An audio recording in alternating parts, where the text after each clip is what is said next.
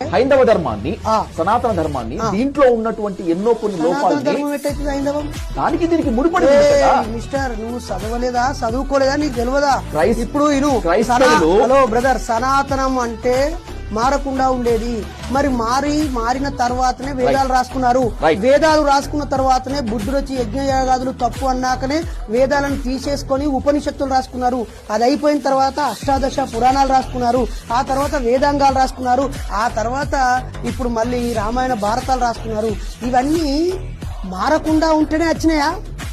ఒక అవతారం ఎత్తిన తర్వాత దేవుడు మీరు రాసుకున్న ఆ పవిత్ర గ్రంథాల్లోనే ఒక అవతారం విష్ణుమూర్తి ఒక అవతారం ఎత్తి తర్వాత మళ్ళొక అవతారం ఎత్తి ఆయనే ఒక అవతారం ఎత్తుకుంటూ ఒక్కో కాలానికి ఒక్కో రకమైనటువంటి శత్రువును మార్చడం కోసం ఒకసారి వరాహ అవతారం ఎత్తి ఒకసారి కూర్మ అవతారం ఎత్తి ఒకసారి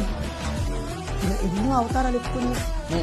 వచ్చాడు కదా అంటే ఆయన మీరు రాసుకున్న కథల్లోనేమో కాలానికి అనుగుణంగా దేవుడు అవతారాలు మారుస్తూ ఆయుధాలు మారుస్తూ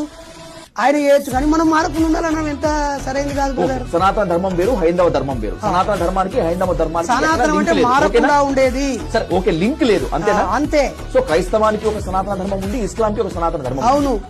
ఉందా అరే ఎందుకు లేదు మన గిరిజన ప్రాంతాలకు ఒక సనాతన ధర్మం ఉంది అది బతుకుంది